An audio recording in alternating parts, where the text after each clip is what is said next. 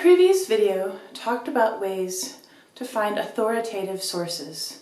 Authoritative sources are essential in academic writing. Today's video will be on ways to find sources that are relevant to your project and timely in your field. I began this series on sources with authoritative sources because authoritative sources are essential in all forms of academic writing.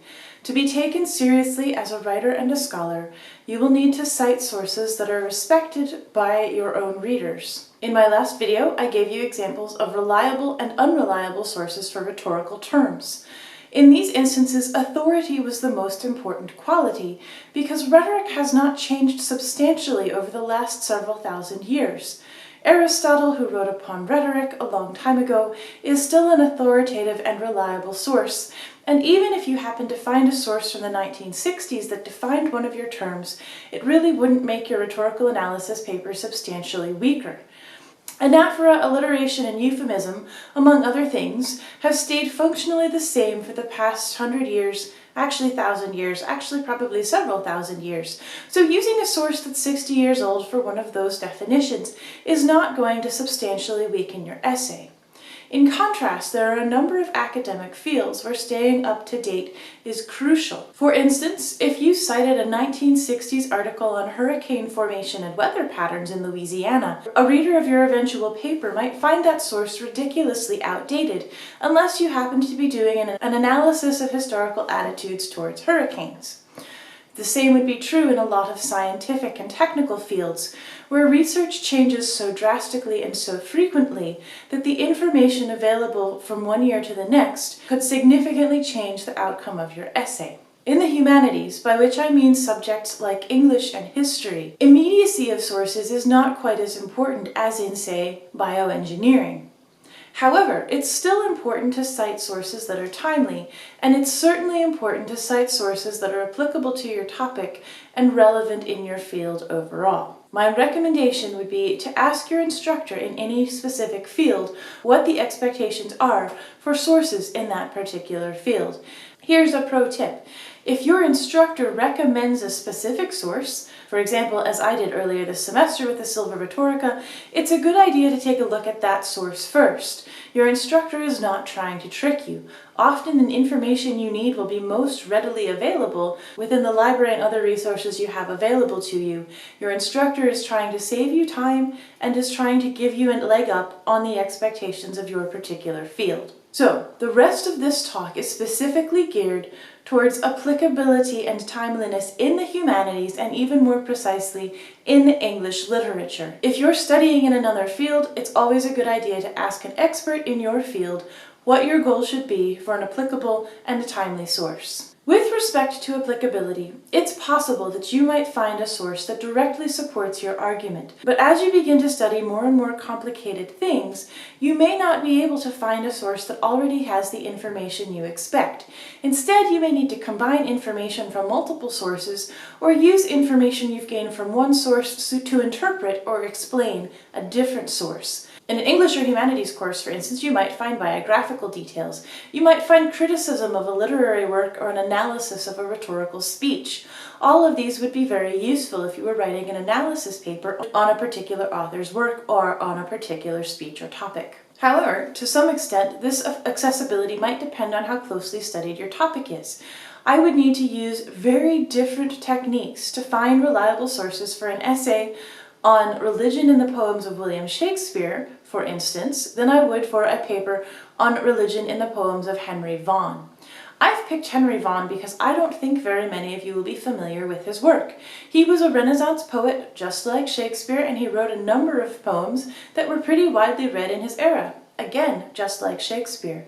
But through a process of literary discrimination known as the canon, we now study and read and write about Shakespeare far more than we write about Henry Vaughan, or even many of their other contemporaries.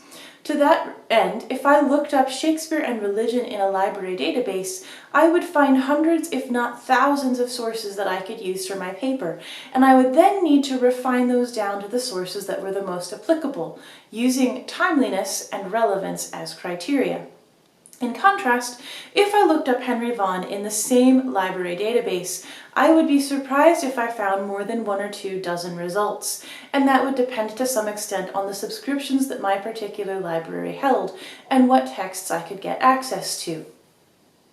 Because I would have fewer resources to help me deal with Henry Vaughan, I might even have to look outside literature on Henry Vaughan, bringing in texts, for example, on Renaissance literature more generally, or on devotional poetry, or possibly even analyses of other Renaissance authors that used techniques that I could apply to my own study of Henry Vaughan. When you're thinking about texts on a literary author, you often will end up looking for context or criticism.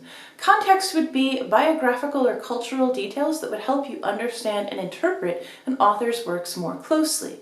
For instance, if you're looking at Shakespeare, you might be interested in studying plagues, because several plagues occurred during Shakespeare's lifetime, and they certainly influenced the way that he chose to write his works. Even if your paper is on religion in Shakespeare's poetry, you might find that constant encounter with death changed his attitude towards religion in some of his works. You may also want to look up literary criticism. What have other people said about Shakespeare and religion in the past? How did they approach the topic? What examples did they use? Think about these other sources, particularly the critical ones, as a conversation into which you enter.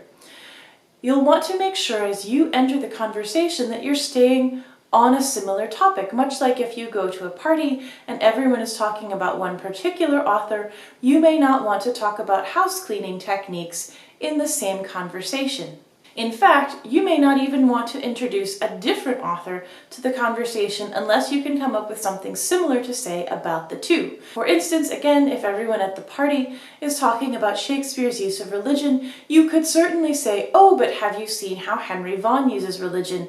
And you might be able to contribute to the conversation in a meaningful way by drawing parallels between your ideas and those that your friends and colleagues have already stated. In contrast, if you just say, "I like Henry Vaughan," and you don't relate him to the current conversation at all, you won't really be entering the conversation. Instead, you'll be going up on your own little tirade that doesn't contribute to the knowledge or conversation that your colleagues are already having.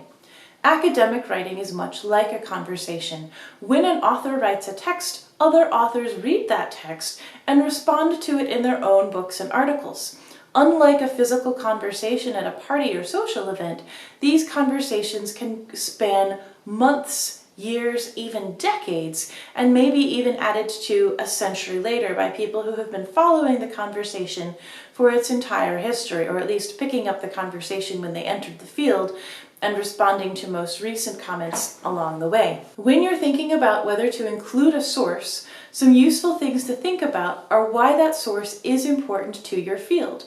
The first person who started the conversation, the original writer, in the case of rhetoric, perhaps Aristotle, in the case of Shakespeare, probably Shakespeare himself, or some of his earliest literary editors, could still be reliable sources, even though those sources are hundreds of years old.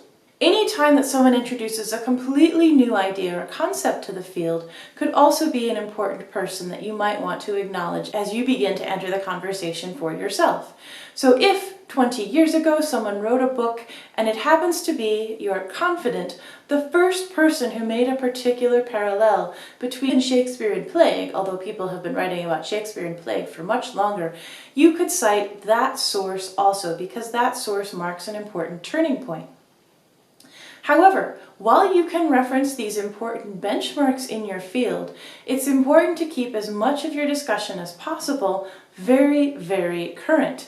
The same way that if you're at a party and you're talking with your friends and colleagues about a book that you all enjoy, you would be unlikely to reference someone who's walked away and started on another conversation or who's left the party entirely, unless the material that they offered was so significant that you think it is applicable to the new turns that the conversation is taking. There are no real clear rules about this, because what is applicable and what is relevant can differ from paper to paper and topic to topic and even field to field. In general, think about whether the source that you're using was the first of its kind, or an important turning point in the field. One way you can do this is by using Google Scholar to see how frequently the text has been cited. Google Scholar will tell you which other works have cited a particular work, with some degree of error because of course they haven't found every work that has ever cited Aristotle or Shakespeare. If you're looking at a more recent source, look to see what sources that more recent source draws upon, and if you have the time to look at several recent sources, look and see what common elements they all share.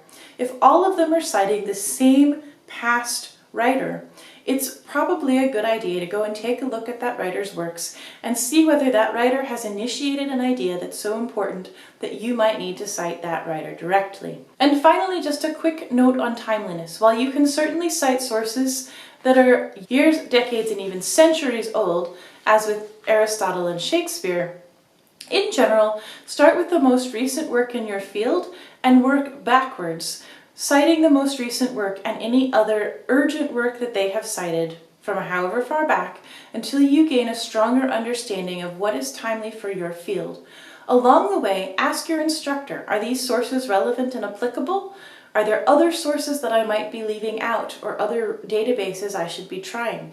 Have meetings with your librarians who are paid to assist and support you, and consult with your instructors, and particularly as you develop further, consult with experts in your field. It's important in academic writing to keep your material timely and applicable as you enter the academic conversation so that you will be treated with respect by the other participants thereof.